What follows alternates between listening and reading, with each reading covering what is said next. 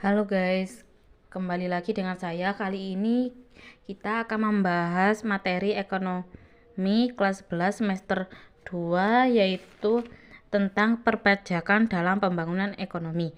Untuk mengetahui lebih jelasnya atau lebih detailnya, silahkan simak video ini sampai selesai. Sebelum itu jangan lupa untuk like, komen, dan subscribe, dan jangan lupa salin tautan channel ini kepada orang-orang terdekat kalian, baik teman, sahabat, atau saudara, supaya channel ini makin berkembang dan saya semakin semangat dalam membuat videonya. Yang pertama yaitu pengertian pajak dan ciri-ciri pajak. Pengertian pajak menurut UU Nomor 28 Tahun 2007 tentang Ketentuan Umum dan Tata Cara Perpajakan. Pajak adalah kontribusi wajib kepada negara yang terutang oleh orang pribadi atau badan yang bersifat memaksa berdasarkan undang-undang dengan tidak mendapatkan imbalan secara langsung dan digunakan untuk keperluan negara bagi sebesar-besarnya kemakmuran rakyat. Selanjutnya yaitu ciri-ciri pajak. Yang pertama yaitu pajak dipungut oleh negara. Yang kedua, pajak adalah iuran yang dipaksakan berdasarkan UU atau norma-norma hukum. Yang ketiga, pajak tidak memberikan balas jasa secara langsung kepada masyarakat. Yang keempat, pajak digunakan untuk membiayai pengeluaran pemerintah yang bersifat umum untuk meningkatkan kesejahteraan umum. Selanjutnya yaitu fungsi pajak. Fungsi pajak yang pertama yaitu sebagai anggaran atau budgeter, yang dimana digunakan untuk membiayai pengeluaran rutin dan pembiayaan pembangunan yang berfungsi untuk menyeimbangkan penerimaan dan pengeluaran negara. Yang kedua yaitu fungsi mengatur atau regulasi, di mana pemerintah dapat mengatur pertumbuhan ekonomi melalui kebijaksanaan pajak yang dapat digunakan sebagai alat untuk mencapai tujuan. Contohnya, dalam rangka menggiring penanaman modal baik dalam negeri maupun luar negeri, diberikan berbagai macam fasilitas keringanan pajak.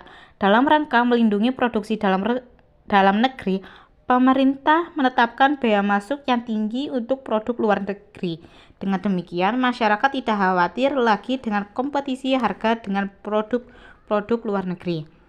Fungsi pajak sebagai pengatur yaitu sebagai berikut. Yang pertama, pajak itu dapat digunakan untuk menghambat laju inflasi.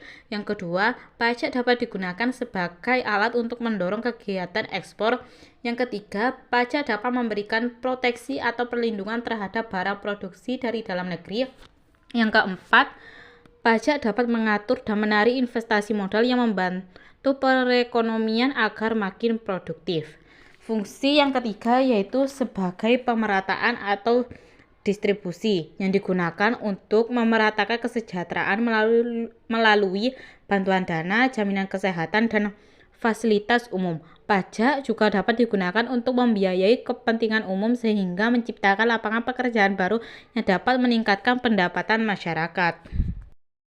Fungsi yang terakhir atau yang keempat yaitu fungsi stabilisasi, yang dimana berfungsi menstabilkan perekonomian negara dari berbagai masalah seperti inflasi dan deflasi.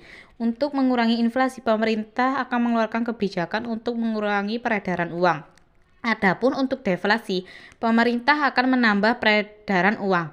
Dengan pajak yang tinggi, jumlah uang yang beredar akan berkurang sehingga tidak terjadi inflasi. Di sisi lain, pemerintah akan menurunkan pajak sehingga jumlah uang yang beredar meningkat dan bisa mengatasi deflasi. Selanjutnya yaitu manfaat pajak. Manfaat pajak digolongkan menjadi dua, yaitu bagi negara dan bagi masyarakat. Yang pertama yaitu bagi negara. Yang pertama, membiayai pengeluaran negara. Pengeluaran ini seperti pengeluaran yang bersifat self-liquidating, contohnya pengeluaran untuk proyek produktif barang ekspor. Yang kedua yaitu membiayai pengeluaran reproduktif, seperti pengeluaran yang memberikan keuntungan ekonomis bagi masyarakat. Contohnya pengeluaran untuk pengairan dan pertanian. Yang ketiga yaitu membiayai pengeluaran yang bersifat tidak self-liquidating dan tidak reproduktif. Contohnya pengeluaran untuk pendirian monumen dan objek rekreasi.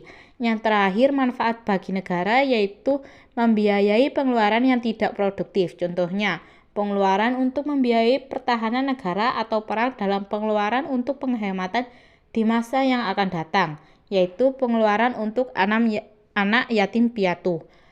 Yang kedua yaitu manfaat pajak bagi masyarakat. Yang pertama, sebagai fasilitas umum dan infrastruktur seperti jalan, jembatan, sekolah, rumah sakit. Yang kedua yaitu sebagai pertahanan dan keamanan seperti bangunan, senjata, perumahan, hingga gajinya. Yang ketiga yaitu subsidi pangan dan bahan bakar minyak. Yang keempat yaitu kelestarian lingkungan hidup dan budaya. Yang keempat yaitu dana pemilu. Dan yang terakhir yaitu pengembangan alat transportasi massal. Materi selanjutnya yaitu tarif pajak. Tarif pajak adalah dasar pengenaan pajak terhadap objek pajak yang menjadi tanggungannya. Biasanya berupa persentase. Pengenaannya berdasarkan berapa uang yang dijadikan untuk menghitung pajak yang terutang. Tarif pajak dibagi menjadi 4. Yang pertama yaitu pajak proporsional, yaitu tarif pajak yang presentasinya tidak dipengaruhi oleh naik turunnya nilai dasar objek yang dikenakan pajak. Dengan kata lain, maksudnya tarif pajak proporsional adalah tarif pajak dengan persentase tetap. Contoh, tarif pajak bumi dan bangunan adalah sebesar 0,5% dari berapapun jumlah objek pajak.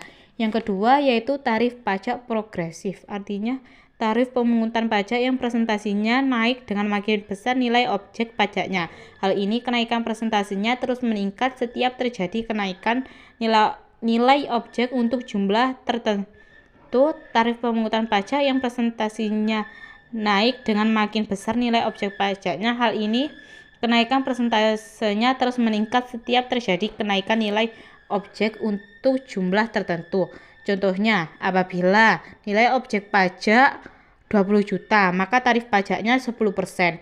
Kemudian untuk nilai pajak 30 juta, maka tarifnya naik 5% menjadi 15%. Yang ketiga yaitu tarif pajak tetap. Artinya, tarif pajak yang nilai nominalnya tetap tanpa memandang nilai dari objek yang dikenakan pajak. Contohnya, bea materai yang nilai nominalnya sebesar 10.000 berapapun nilai objek pajaknya.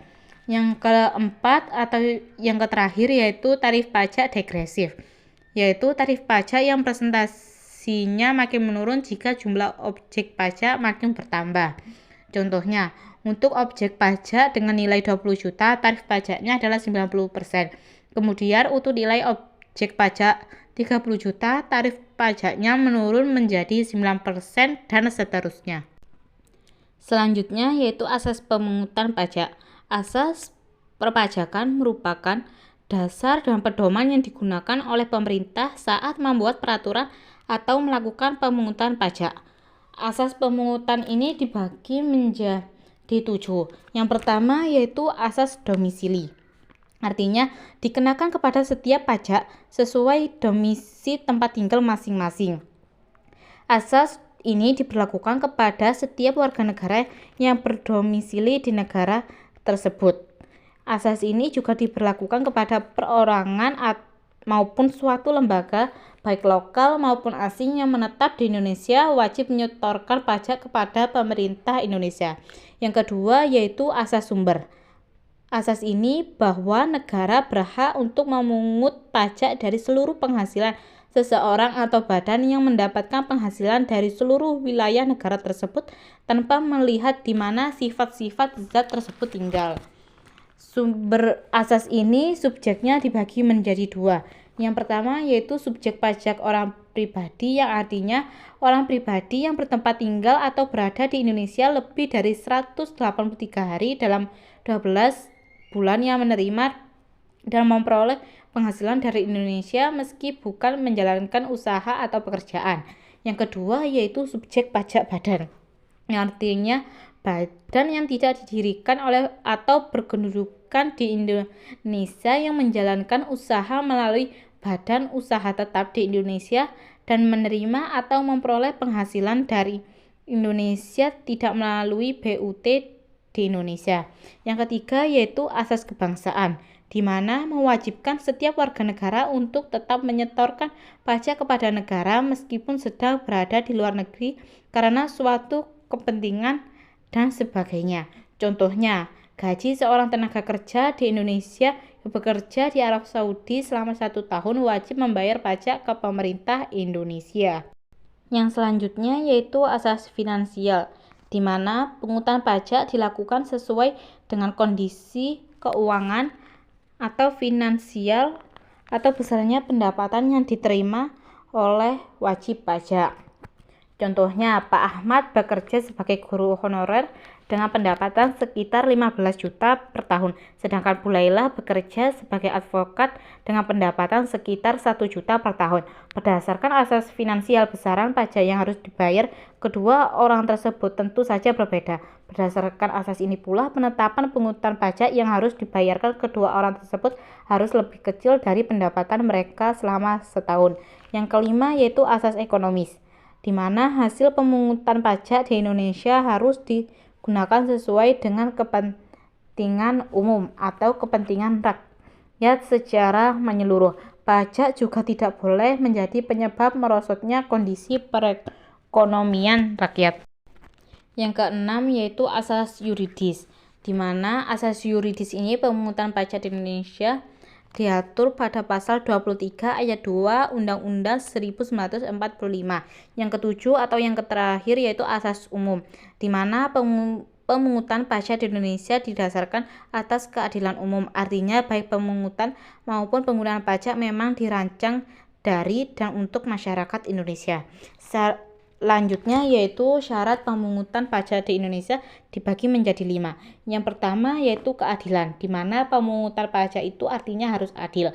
Yang kedua yaitu yuridis, yang artinya pemungutan pajak itu harus berdasarkan undang-undang. Yang ketiga yaitu ekonomis, yang artinya pemungutan pajak tidak mengganggu perekonomian nasional. Yang keempat yaitu finansial, yang artinya pemungutan pajak harus efisien. Yang terakhir yaitu sederhana, di mana sistem pemungutan pajak harus sederhana. Yang selanjutnya yaitu perbedaan pajak dengan pungutan resmi lainnya. Kalau pajak ini dipungut berdasarkan undang-undang, tidak mendapat balas jasa langsung, perhitungan tarif pajak dilakukan oleh wajib pajak, jatuh tempo pembayaran pajak pada tahun fiskal, dan pemungutan pajak sifatnya memaksa, berbeda dengan pungutan resmi. Kalau pungutan resmi dipungut berdasarkan peraturan pemerintah, mendapat balas jasa langsung, perhitungan tarif dihitung pemerintah, jatuh tempo pembayaran disesuaikan dengan pemakaiannya, dan pungutan resmi bersifat sesuai kebijakan. Selanjutnya yaitu jenis-jenis pungutan resmi dibagi menjadi 6. Yang pertama yaitu restribusi. Restribusi itu artinya pungutan yang dibebankan sehubungan dengan jasa atau fasilitas yang memberikan pemerintah kepada masyarakat secara nyata dan langsung. Yang kedua yaitu cukai, yang artinya pungutan resmi yang dikenakan pada barang-barang tertentu sesuai peraturan pemerintah. Yang ketiga yaitu bea materai, yang artinya pungutan yang dikenakan atas dokumen yang menggunakan benda materai. Yang keempat yaitu iuran pembangunan daerah. Iuran ini dipungut oleh negara untuk membiayai pembangunan dan perbaikan sarana umum. Yang kelima yaitu bea masuk, yang artinya bea yang dipungut adalah jumlah barang yang masuk ke daerah pabean Indonesia dengan maksud untuk dikonsumsi di dalam negeri.